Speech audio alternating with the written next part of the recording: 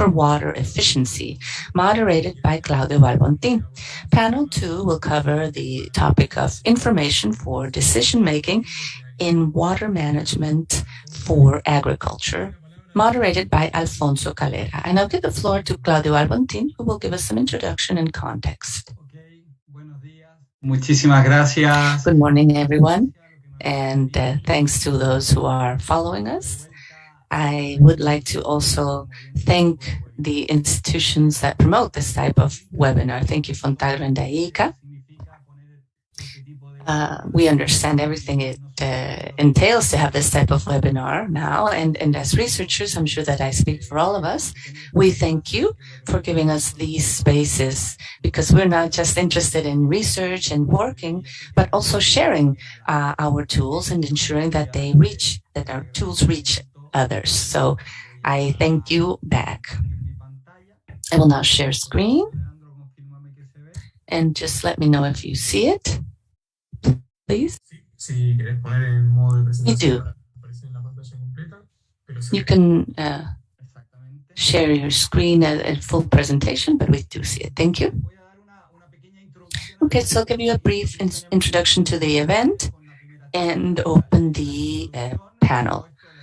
Recurso hídrico y tecnología. So the introduction is the importance of water resources and technologies in a changing environment. Of course, many things are happening, and mainly we can refer to the recent communication by the IPCC.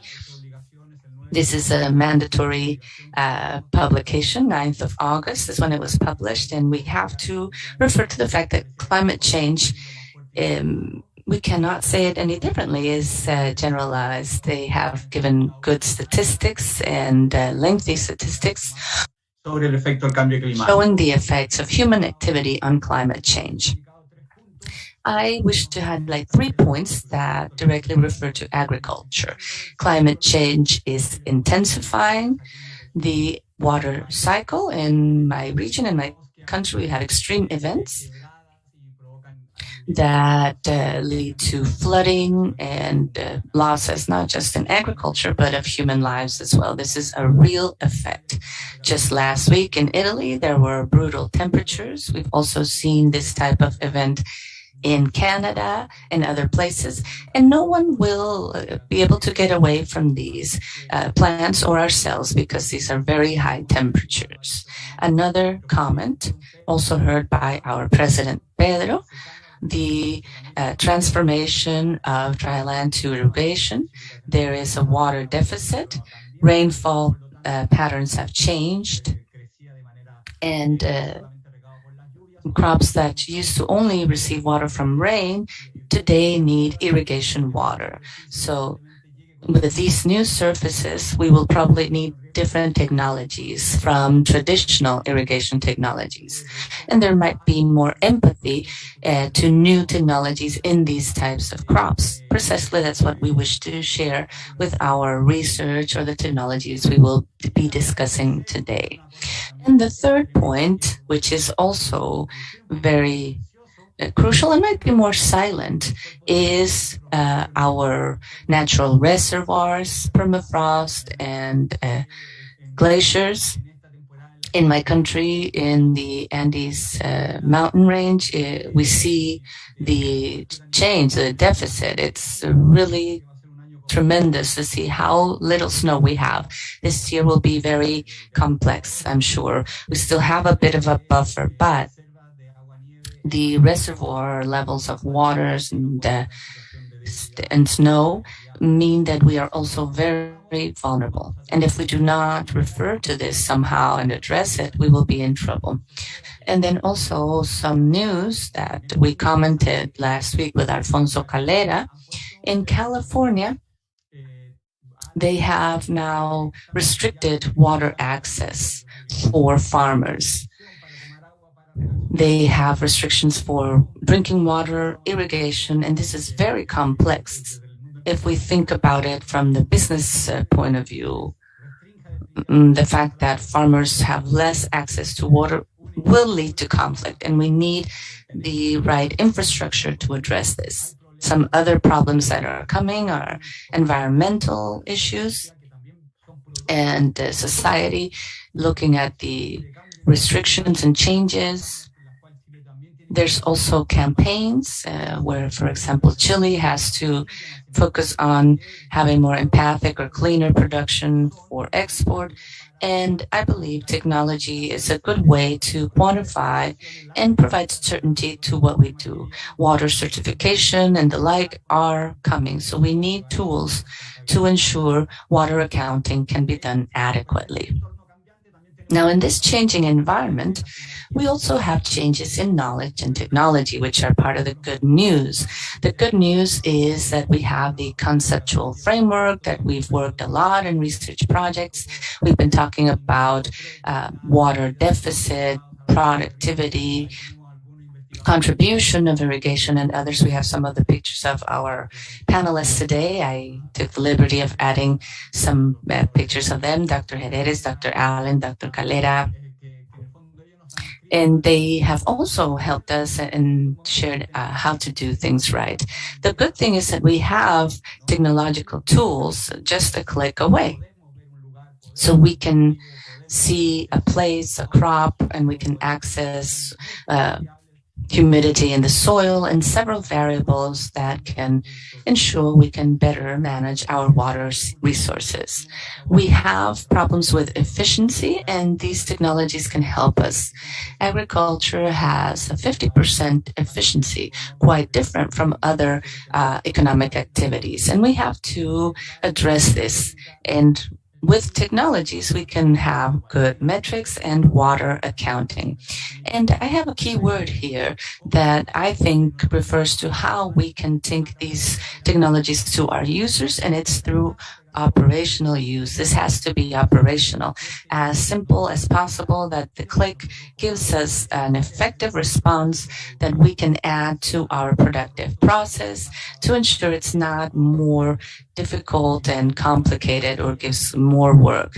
Generally, our users want us to help them simplify things, not complicate them. So we have important work to do for products that are usable and operational. With that, I start the first presentation of this panel on technologies with satellite platforms for monitoring crops and water efficiency. Satellite platforms are sensors that are added to vehicles in space. We also have sensors in other types of vehicles, but we are referring to satellite platforms specifically.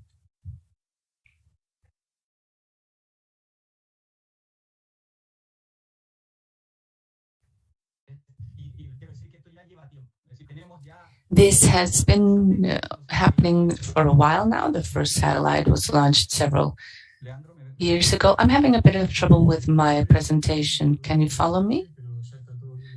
We follow you, yes. We lost you there just for a bit.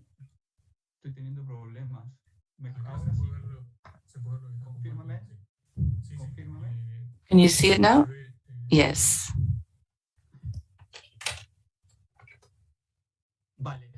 Como les comentaba, ya tenemos 50 años con el programa. So as I was telling you, we've been with this program in space for 50 years, quite a long time. And the Sentinel program was launched in 2014. So we already have available information, and the best news is that these two programs, Lancet and Sentinel, which are quite robust, are for free. So information is there for free. And in these 50 years, we've been dealing with programs that had to buy magnetic tapes, but now all the information is available online. So real time is a real thing. In the past, we would have courier and sending them through mail, etc. But now we have real time, and this is very important. And also image downloading really increased when the US decided that this was an open source policy. Therefore, the US decided that it was no longer useful to keep on charging for these type of images. So time has passed, and today we understand the conditions. We also have programs in the government, in the private sector. We have satellites, we have drones, So we could say that this is the golden time of remote sensing and land monitoring through satellite images. But all of this needs visualization platforms, viewing platforms. The information alone is not enough. I do believe that the real solution is to have this information, these images already digested with the agricultural interpretation together with it, not for us having to process it. So what are the requirements of these platforms with which we comply? So the idea is for the information to be online. The internet is our communication means. There could be some restrictions, but I think they're going to be lifted very soon. Information must be one click away. Also, we should have this very quickly updated. So each time there's new information, it would be very good for us to have it there for its analysis. And this should also be multi-sensor. This shouldn't come from only one satellite, but from many satellites. And the important thing is for us to work on a constellation of information to have complete information. For example, vegetation indexes, compatible ones with others, so that we could offer nutrition recommendations, productivity recommendations, or irrigation recommendations based on the information we are receiving. And finally, all of this should be multi-platform, because people are moving away from PCs or computers and going towards mobile formats. Therefore, these platforms must include this information that should be there for us to resort to it. And now let me show you what we've done in the Spider platform in the University of Castilla de la Mancha, where you can make your query almost all over the world. And we can see on the graph to the right the evolution of a specific crop from the satellite images. If you see all the red dots, that's a vegetation index. And as you can see, that's a very rich curve full of information that allow us to robustly follow up the temporal development of the crop and also in magnitude. And at the same time, we could have this interpretation through a color palette to make it as intuitive as possible for the farmer when caring, in order to see, for example, the space variability of the crop within the irrigation sector being analyzed. So this way we can carry out agricultural adjustments based on satellite information, which could be very precise. And the best thing is that they are in situ. They represent what is happening with the crop on that soil. And this curve will have height behavior, magnitude behavior, depending on the real crop, no theoretical information. And also there's going to be a temporal change which responds to the development of the crop. So this is a real land information. And we're not only working with temporality, we can also work with the variability of a crop within a sector, areas where a crop could be more developed or less developed. And this will be represented by the vegetation index that you see with these both satellites, Landsat on the left and Sentinel on the right. And this will allow us to get closer to different types of crops in different sectors. Therefore, we can have precision farming or precision agriculture. And finally, in terms of water efficiency, we also have a quantitative leap from satellite information. In 1998, Dr. Allen told us how to irrigate. He wrote a fantastic book, which is the Bible for us working in irrigation. But there were two important factors to define irrigation in that book: the crop coefficient and environmental demand. What was the problem with the crop coefficient? Well, it changes from site to site. It depends on plant architecture, vegetation density, age. So, in a generic way, this coefficient had those problems. So what happens when I'm working with different types of plants, with, for example, the different location or the different way to locate these type of plants. How are they being seen? How are they being planted? How are they being harvested? So these changes according to the different situations. So with these images, we can work pixel by pixel, and therefore we can upload our information considering the previous information that we used to have from the book, but now this is real information on site. And also, this is very good because we have networks that can tell us the demand of real sites, and we can quantify in millimeters, and we can do it so that we can quantify the amount of water, and we can do it through satellite information. And finally, let me tell you about training. We need to train the professionals, the advisors, the groups, and the communities there using the water.